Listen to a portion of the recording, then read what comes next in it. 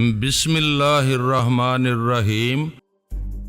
میں نے بہتر سمجھا کہ نکلتا ہی چلا جاؤں۔ ہنی کے ریوالور کی نال میں نے غیر ارادی طور پر چوم لی۔ اس ریوالور نے اپنے کام کا آغاز نہایت عمدگی سے کیا تھا۔ ہنگامہ میرے عقب میں رہ گیا تھا۔ ایک لمحے بعد ہی میں نے اپنے آپ کو شاہی بازار کے مین روڈ پر پایا۔ گاڑی میں نے دائیں طرف موڑی اور مجھے اندازہ ہو گیا کہ میں اسی سمت جا رہا ہوں جدھر سے آیا تھا، اور جیسے ہی میں اس گلی کے قریب سے گزرا جس سے میں بھول بھلیوں میں داخل ہوا تھا، یکلختی اندھیرے میں کھڑی ہوئی ایک کار کی ہیڈ لائٹس کسی افرید کی آنکھوں کی طرح چمک اٹھی، اور پھر میں نے انجن کی غسیلی گراہٹ سنی۔ میں نے اس طرف دیکھنے کی زحمت نہیں کی۔ مجھے ویسے ہی کچھ اندازہ سا ہوا کہ یہ وہی سیاہ گاڑی تھی جو یہاں تک میرے تعاقب میں آئی تھی، لیکن میں یہ سمجھنے سے قاصر تھا کہ وہ کتنے آدمی تھے اور کس طرح اتنی تیزی سے کبھی آگے پہنچ رہے تھے اور کبھی واپس اس جگہ پہنچ جاتے تھے جہاں سے میں نکلنے کی کوشش کرتا تھا۔ آگے نکلتے نکلتے میں نے ایک اور گاڑی کو بھی اچانک عقاب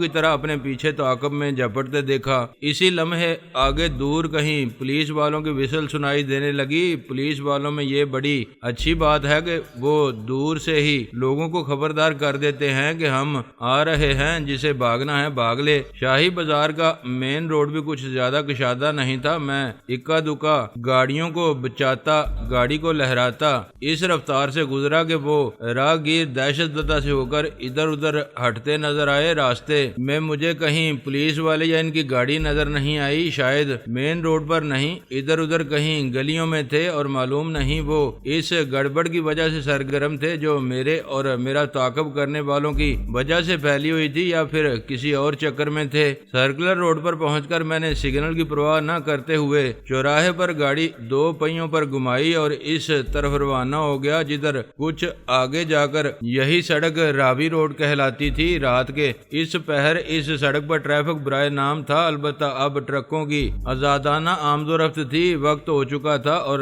طرح طرح کے ٹرک کھڑکھڑاتے دندناتے دو طرفہ ٹریفک پر رواں دواں تھے۔ اس سڑک پر پہنچ کر مجھے اندازہ ہوا کہ میرے تعاقب میں اب دو گاڑیاں تھیں۔ یہ چیز بھی میرے لیے ناقابل فہم تھی کہ جوں جوں تعاقب کا سلسلہ طویل ہو رہا تھا، ان کی تعداد میں کیوں کر اضافہ ہوتا جا رہا تھا۔ وہ ٹرک جو اسی سمت جا رہے تھے جدھر میں جا رہا تھا، میں نے ان کے درمیان گاڑی کو نہایت خطرناک انداز میں لہراتے ہوئے اپنا تعاقب کرنے والوں کو یہ تاثر دینا چاہا کہ میں انہیں ڈاج دینے کی کوشش کر رہا ہوں تاکہ وہ مجھے ایک ثانیہ کے لیے بھی نظر سے اوجھل نہ ہونے دیں، اور اس مقصد کے لیے ضروری تھا کہ وہ بھی میری ہی طرح ٹرکوں کے درمیان سے گاڑیوں کو زیگ زیگ کرتے ہوئے نکالتے۔ اس دوران میں کوئی کوشش کر سکتا تھا جس سے ان کی کم از کم ایک گاڑی تو کسی ٹرک سے ٹکرا جاتی یا الٹ جاتی، لیکن وہ اس چکر میں نہیں آئے اور ٹرک تقریباً سیدھی قطار میں سفر کر رہے تھے۔ تعاقب کرنے والی ایک گاڑی اس قطار سے ایک طرف ہو گئی اور دوسری گاڑی دوسری طرف۔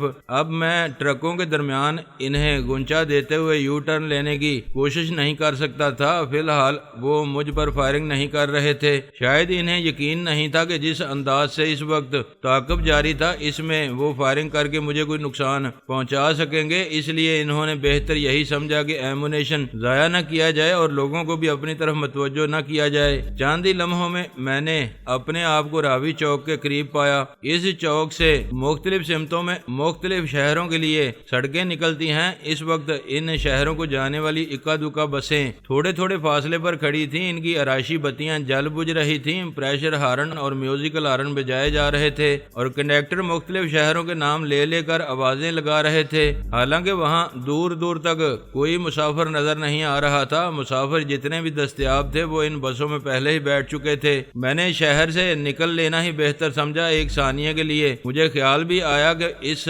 جگہ چونکہ قدرے رونق تھی، اس لیے یہاں ان سے الجھنے یا انہیں کسی طرح چکر دینے کا خطرہ مول لیا جائے ہو سکتا تھا، لیکن پھر مجھے خیال آیا کہ ان لوگوں سے کچھ بعید نہیں تھا کہ وہ یہاں بھی اندھا دھند فائرنگ شروع کر دیتے۔ اس طرح کچھ بے گناہ لوگوں کی جان بھی جا سکتی تھی۔ اس چوک میں بھی سگنل ابھی تک کام کام کر رہے تھے، لیکن میں نے ان کی پرواہ نہ کرتے ہوئے 2 پہیوں پر گاڑی شاہدرہ کی سمت گھمائی۔ پہیوں اور بریکوں کی چرچراہٹ کے ساتھ ہی چوک میں برپا شور یکلخت تھم گیا۔ بسوں کے ہارن خاموش ہو گئے اور کنڈکٹر بھی جانے کیوں آوازیں لگانا بھول گئے۔ میرے عقب میں ان دونوں گاڑیوں کے پہیوں اور بریکوں کی چرچراہٹ سنائی دی اور وہ بھی بالکل میرے ہی انداز میں چوک سے مڑی۔ میں عقب نما آئینے میں دیکھ رہا تھا، اب وہ گاڑیاں مجھ سے زیادہ پیچھے نہیں رہی تھی۔ میں نے ایکسیلیٹر پر دباؤ کچھ اور بڑھا دیا اور ٹول ٹیکس کی محرابوں تک پہنچتے پہنچتے انہیں ذرا زیادہ پیچھے چھوڑ دیا۔ ٹول ٹیکس وصول کرنے والے لڑکے کا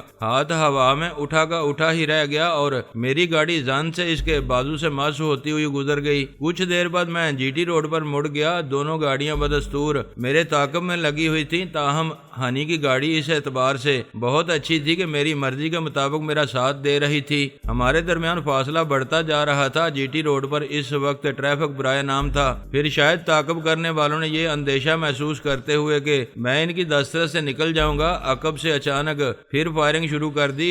گنوں کا رخ زمین کی طرف تھا۔ میں سمجھ گیا کہ وہ ٹائروں کو نشانہ بنانا چاہتے ہیں۔ میں نے گاڑی کو لہرانا شروع کر دیا۔ اس رفتار پر گاڑی کو لہرانا نہایت خطرناک تھا، لیکن اس وقت میرے آس پاس خطرات کے سوا تھا ہی کیا۔ ایک خطرے سے بچتا تو بہرحال دوسرے خطرے کا سامنا تھا۔ گاڑی کے عقبی حصے سے گولیاں ٹکرانے کی آوازیں سنائی دے رہی تھیں۔ عقبی بتیاں وغیرہ یقیناً چکنا چور ہو چکی تھیں اور ڈگی وغیرہ میں بھی شاید سوراخ ہو چکے تھے۔ آوازوں سے یہی اندازہ ہو رہا تھا۔ غنیمت تھا کہ ٹائر ابھی تک گولیوں کی ضرب سے بچے ہوئے تھے۔ یہ تو تھے بھی عام سی گاڑی کے عام سے ٹائر۔ بالآخر وہی ہوا جس کا مجھے اندیشہ تھا۔ سڑک پر نیم دائرے کا سا ایک موڑ آیا اور یہ موڑ کاٹتے وقت بالآخر ایک یا شاید دونوں ہی پچھلے ٹائر گولیوں کا نشانہ بن گئے۔ اس رفتار سے موڑ کاٹتے ہوئے ٹائروں کا فلیٹ ہو جانا موت کے منہ میں چلے جانے ہی کا دوسرا نام تھا، لیکن مجھے قدرت نے اتنی مہلت دے دی کہ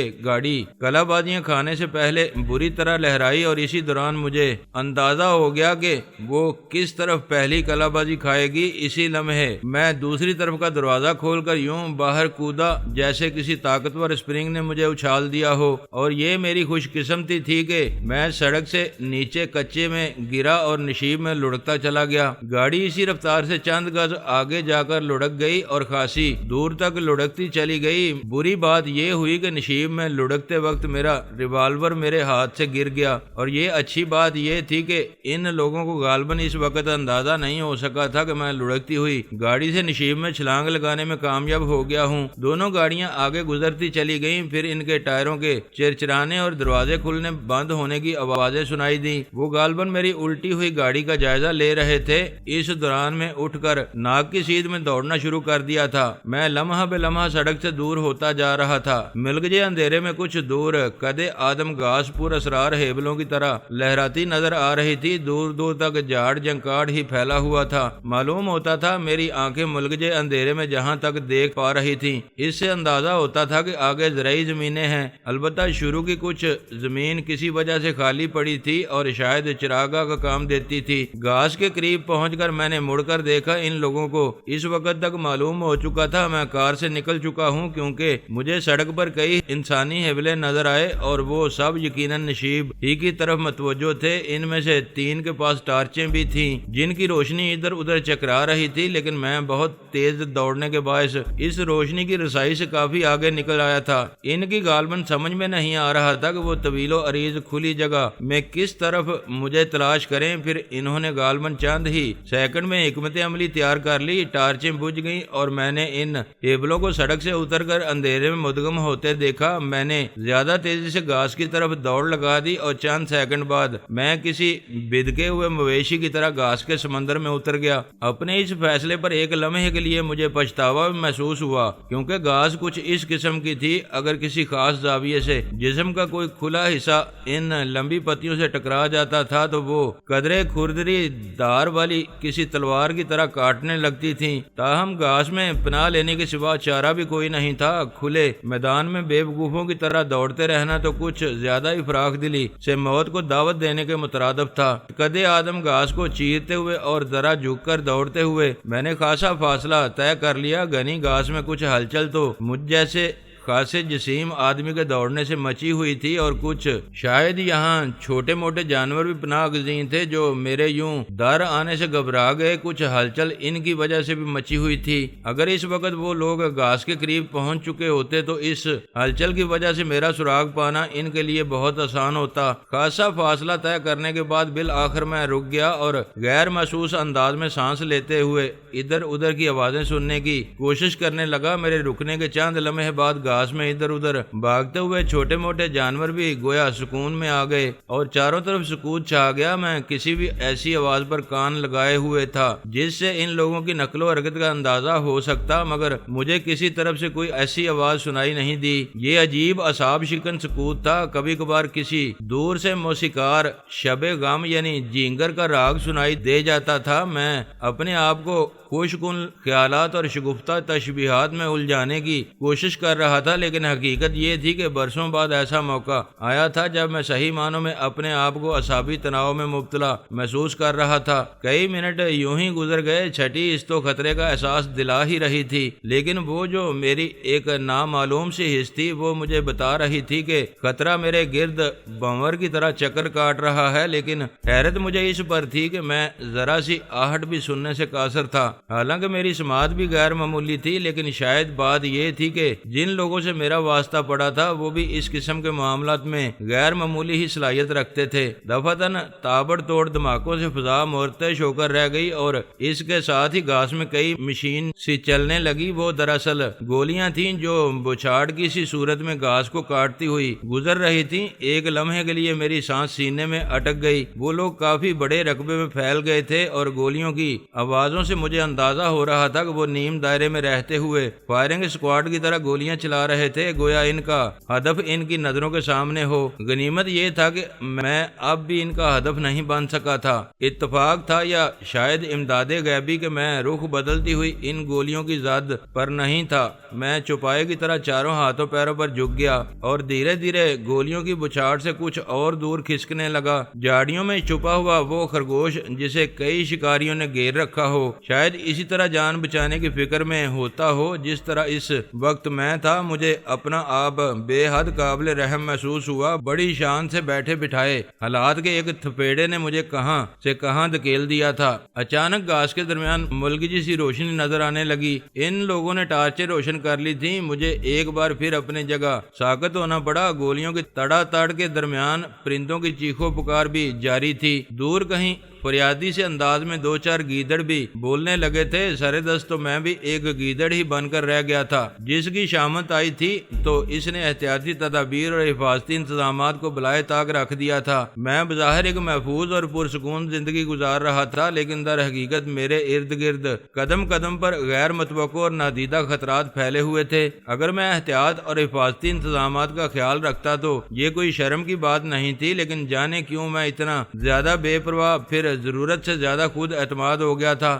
دوسرے ہی لمحے میں نے اپنے آپ کو سمجھایا کہ اب خود کو اتنی زیادہ لعنت و ملامت کرتے رہنے سے بھی کچھ حاصل نہیں۔ اپنی غلطیوں سے نمٹنا اور غیر متوقع حالات کا سامنا بھی مردانگی ہی ہے۔ دفعتاً گولیوں کی تڑتڑاہٹ تھم گئی۔ شاید انہیں احساس ہو گیا تھا کہ وہ بے تحاشا ایمونیشن ضائع کر رہے ہیں، یا پھر شاید انہیں اطمینان ہو گیا تھا کہ انہوں نے گولیوں سے پوری گھاس کو کھنگال لیا ہے۔ ٹارچیں بجھ گئیں اور چند لمحے بعد پھر وہی پہلا سا سکوت چھا گیا۔ مجھے بار بار دل ہی دل میں ان لوگوں کو داد دینا پڑ رہی تھی۔ وہ لوگ چوہے بلی کے کھیل میں خوب ماہر تھے۔ کبھی یکدم ہی ہنگامہ برپا کر دیتے تھے اور کبھی گویا دم ساد کر بیٹھ جاتے تھے۔ کبھی ان کے انداز سے ظاہر ہوتا تھا کہ وہ ہر قیمت پر مجھے گولیوں سے چھلنی کر دینا چاہتے ہیں، اور کبھی یوں لگتا تھا کہ وہ مجھے زندہ پکڑنا چاہتے ہیں۔ اعصاب شکن جنگ کی حکمت عملی یہی تھی کہ مخالف کو صحیح طور پر اندازہ ہی نہ ہونے پائے کہ آپ در حقیقت چاہتے کیا ہیں اور کس لمحے کیا قدم اٹھائیں گے۔ لیکن شاید ان لوگوں کو اندازہ نہیں تھا کہ اس وقت ان کا واسطہ بھی ایک ایسے شخص سے ہی ہے جس کی زندگی کے کئی قیمتی برس انہی حکمت عملیوں کے ساتھ اسی قسم کی محاذ آرائیوں میں گزرے تھے، جس کے اعصاب برسوں کی تربیت اور خداداد صلاحیتوں کی بدولت فولاد ہو گئے تھے۔ صورتحال خواہ کچھ بھی تھی، لیکن میں خوفزدہ بہرحال نہیں تھا۔ میں نے نہایت آہستگی سے ایک طویل سانس لے کر بہت ہی سرد ہوا کو پھیپھڑوں میں چاند لمحے کے لیے مقید کیا اور قطعی پرسکون ہو کر ایک بار پھر ہموار انداز میں سانس لیتے ہوئے دھیرے دھیرے ایک طرف کو کھسکنا شروع کیا۔ میرے ہاتھ اب بھی کھردرے اور مضبوط تھے، کٹیلی گھاس اور زمین کی تمام ناہمواریوں کو برداشت کر رہے تھے۔ چند گز کا فاصلہ طے کرنے کے بعد یکلخت مجھے رکنا پڑا۔ کہیں دور سے گھاس میں سرسراہٹ کی خفیف سی آواز سنائی دی تھی اور یہ ان آوازوں سے بہت مختلف تھی جو گھاس میں چھوٹے موٹے جانوروں کے حرکت کرنے سے پیدا ہو سکتی تھی۔ یقیناً کوئی انسان گھاس میں داخل ہو چکا تھا اور وہ مجھ سے زیادہ دور بھی نہیں تھا۔ پھر ایسی ہی سرسراہٹ ایک اور سمت سے سنائی دی، شاید وہ سب بھی مختلف سمتوں سے گھاس میں داخل ہو چکے تھے۔ میں گھٹنوں کے بل بیٹھ گیا۔ ٹائی جو ڈھیلی ہو کر میرے گلے میں جھول رہی تھی اسے اتار کر میں نے گھاس میں ہی پھینک دیا۔ یہ میرا کوٹ بھی نقل و حرکت میں کچھ دشواری پیدا کر رہا تھا، لیکن ساتھ ہی وہ کچھ چیزوں سے تھوڑا بہت تحفظ بھی دے رہا تھا، اس لیے میں نے اسے اتار کر نہیں پھینکا۔ کندھوں پر سے اس کی آستینیں خاصی ادھر چکی تھیں، جس کی وجہ سے بازو ہلانے جلانے میں خاصی آسانی ہو سکتی تھی۔ میری مٹھیاں بنچی ہوئی تھیں اور خفیف آواز پر کان لگے ہوئے تھے۔ سرسراہٹ کی آوازیں کچھ سنائی دے جاتی تھی اور کچھ معدوم ہو جاتی تھیں۔ وہ لوگ پھونک پھونک کر قدم رکھ رہے تھے۔ حیرت کی بات یہ تھی کہ اب ان میں سے کوئی بھی ٹارچ روشن نہیں کر رہا تھا۔ میں ساکت بیٹھا رہا۔ سرسراہٹ کی آواز قریب آتی جا رہی تھی۔ ان میں سے کوئی ایک میری ہی سیدھ میں آ رہا تھا۔ میرے حق میں بہتر یہی تھا کہ میں کسی سے الجھنے کی بجائے وہاں سے نکل لینے کی کوشش جاری رکھتا، لیکن مجھے کسی ہتھیار کی ضرورت شدت سے محسوس ہونے لگی تھی۔ میں خطرہ مول لے کر کسی سے کوئی گن چھیننا چاہتا تھا۔ سرسراہٹ کی آواز بالکل قریب آ گئی تو میں نے سانس روک لی۔ پھر میرے سامنے گھاس چیر کر ایک نہایت دھندلا ہیبلا نمودار ہوا۔ اس کے ہاتھ میں غالباً اسٹین گن تھی۔ اگر مجھے ایک ثانیہ کی بھی تاخیر ہوئی ہوتی تو شاید اسے میری موجودگی کا احساس ہو جاتا، لیکن میں نے اسے اس کا موقع نہیں دیا۔ میں نے چیتے کے سے انداز میں اچھل کر اس کی گردن دبوچ لی تاکہ وہ کوئی آواز نہ نکال سکے، لیکن اس دوران اضطراری طور پر اس سے اسٹین گن کا ٹریگر دب چکا تھا۔ گولیوں کی تڑ تڑ عین میرے کان کے قریب گونجی۔ گن کا رخ اس وقت آسمان کی طرف ہو چکا تھا۔ زندگی کے آخری لمحوں میں بھی اس شخص کو یہ عقل مندانہ احساس ضرور رہا کہ اس کے ہاتھوں میں موجود گن میرے لیے بہت اہم ہے، کیونکہ میں نہتا ہوں۔ وہ اس پوزیشن میں بھی نہیں تھا کہ گن مجھے کوئی نقصان پہنچا سکتی۔ گولیاں آسمان کی طرف گئی تھیں، لیکن وہ شخص گن دور کہیں اندھیرے میں پھینکنے میں کامیاب ہو گیا۔ اس دوران چاروں طرف بلا کا سکوت چھا گیا۔ اس سکوت میں کڑک کی صرف ایک ہلکی سی آواز ابھری اور یہ اس شخص کی گردن ٹوٹنے کی آواز تھی جو میری گرفت میں آ گیا تھا۔ بازو کے شکنجے میں یا دونوں ہاتھوں کی گرفت میں گردن پھنسا کر ایک مخصوص انداز اور کچھ طاقت کے استعمال سے اسے ایک پل میں توڑ دینا میرے لیے بہت آسان تھا۔ میں نے دم توڑتے ہوئے اس شخص کو گھاس پر پھینکا اور سر جھکا کر ایک طرف کو دوڑ پڑا۔ گن کی تلاش کرنے کا اب وقت نہیں رہا تھا، کیونکہ ایک لمحے کے سکوت کے بعد کئی اطراف سے بے تحاشا فائرنگ شروع ہو گئی تھی اور ٹارچوں کی روشنی بھی ادھر ادھر چکرانے لگی تھی۔ میں گولیوں اور روشنی کی داد سے بچتا ہوا جدھر بھی راستہ مل رہا تھا ادھر دوڑ رہا تھا۔ بہرحال اپنی طرف سے تمام تر احتیاط کے باوجود کچھ بعید نہیں تھا کہ میں دوڑتا ہوا سیدھا کسی سے جا ٹکراتا جو گن لیے گھاس میں میرا منتظر کھڑا ہوتا۔ ایسا تو نہیں ہوا، لیکن جو کچھ ہوا وہ اس سے بھی کچھ برا ہی تھا۔ ہوا یہ کہ وحشت زدہ درندے کی طرح سر جھکا کر گھاس کو چیرتے ہوئے میں نے کچھ دور تک بھاگنے کے بعد اچانک ہی اپنے آپ کو کھلے میدان میں پایا۔ کچھ آگے پانی کا ایک چھوٹا سا نالا تھا۔ میں اپنی جھونک میں اسے بھی پھلانگ گیا۔ کھلے میں آ کر میں نے اپنے آپ کو قطعی غیر محفوظ محسوس کیا، تاہم اب رکنا یا سمت تبدیل کرنا بھی مجھے مناسب نظر نہ آیا۔ میں دیوانہ وار دوڑتا ہی چلا گیا۔ فائرنگ بدستور جاری تھی، بلکہ یوں محسوس ہو رہا تھا کہ کوئی ایک شخص تو کہیں قریب سے ہی فائرنگ کر رہا ہے، لیکن وہ مجھے دیکھ نہیں پا رہا ہے۔ ملگجے اندھیرے میں کچھ دور مجھے درختوں کا ایک جھنڈ نظر آ رہا تھا اور میرا ارادہ تھا کہ درختوں کی اوٹ میں ذرا رک کر صورتحال کو سمجھنے اور کوئی فیصلہ کرنے کی کوشش کروں گا، لیکن جو ہی میں جھنڈ کے قریب پہنچا میری نظروں کے سامنے ہوا میں ایک جال سا لہرایا۔ فوری طور پر مجھے یہ خیال آیا کہ شاید یہ میرا وہم ہے اور کافی دیر سے میں جس صورتحال کا شکار ہوں اس کی وجہ سے میری نظر عارضی طور پر دھندلی دھندلا سی رہی ہے، لیکن دوسرے ہی لمحے جب میں الجھ کر گر پڑا، میرے پاؤں زمین پر نہ رہے اور میں خود بخود ہی گویا سمٹ کر رہ گیا، تب مجھے احساس ہوا کہ وہ جال حقیقی تھا اور مجھ پر ہی پھینکا گیا تھا، اور میں نہایت ہی آسانی سے کسی بے ضرر جانور کی طرح اس میں پھنس کر رہ گیا تھا۔ تھوڑا سا لڑکنے کے بعد میں سنبھلا تو کچھ فاصلے پر دائیں بائیں دو آدمی ہیولوں کی طرح کھڑے نظر آئے۔ وہ غالباً قریبی درختوں سے کودے تھے اور ان کے ہاتھوں میں جال کی بندشیں تھیں، جنہیں انہوں نے مخالف سمتوں میں کھینچ کر جال کا منہ بند کیا تھا۔ یہ جال بھی عجیب سی ساخت کا تھا، تتلی پکڑنے والے جال سے ہی مشابہ معلوم ہوتا تھا، لیکن اس کا منہ بند کرنے والی بندشیں دو مخالف سمتوں میں تھیں، جنہیں کھینچنے سے نہ صرف جال کا منہ بند ہو گیا تھا بلکہ جال سکڑ کر بھی رہ گیا تھا، اور میں بھی اس میں سمٹ کر رہ گیا تھا، بلکہ یوں کہنا چاہیے ایک بڑا سا گولا بننے میں کچھ ہی کسر رہ گئی تھی۔ خاصی مضحکہ خیز سی صورتحال تھی۔ ایک لمحے کے لیے تو مجھے یقین نہ آیا کہ میں یوں مضحکہ خیز سے انداز میں بھی کسی کے قابو میں آ سکتا ہوں، اور جب میں یہ یقین کرنے پر مجبور ہو گیا تو مجھ پر چند لمحے کے لیے جنون سا طاری ہو گیا۔ میں نے جال کا منہ کھولنے یا اسے توڑنے کے لیے مجنونانہ سے انداز میں ہاتھ پاؤں چلانے کی کوشش کی، لیکن کوئی فائدہ نہ ہوا۔ جال ٹوٹنا یا اس کی بندشیں کھلنا تو درکنار، میں اس میں صحیح طور پر سیدھا کھڑا ہونے کے قابل بھی نہ ہو سکا۔ دونوں آدمی عمدگی سے جال کو سنبھالے ہوئے تھے۔ میری مجنونانہ اچھل کود سے انہیں جو جھٹکے لگے تھے انہیں بھی وہ برداشت کر گئے تھے، اور جال کی بندشیں ان کے ہاتھوں سے نہیں چھوٹی تھیں۔ پھر ان میں سے ایک نے حلق سے نہایت بلند اور کریہ آواز نکالی۔ ابھی تک دور کہیں جو اکا دکا فائر ہو رہے تھے وہ تھم گئے، اور چند ہی لمحوں بعد دوڑتے ہوئے قدموں کی آوازیں قریب آنے لگیں۔ پھر میں نے ارد گرد سے ہیبلے نمودار ہوتے دیکھے۔ پھر چند ٹارچیں دوبارہ روشن ہو گئیں اور وہ سب دوڑتے ہوئے ادھر ادھر آنے لگے جدھر میں ان کے لیے تماشا راحت اور خود اپنے لیے درس عبرت بنا ہوا تھا۔ وہ سب میرے ارد گرد جمع ہو چکے تھے۔ میں ان کی تعداد دیکھ کر حیران رہ گیا۔ صرف ایک شخص کو قابو میں کرنے یا شاید ہلاک کرنے کی غرض سے پوری فوج کی فوج جمع تھی۔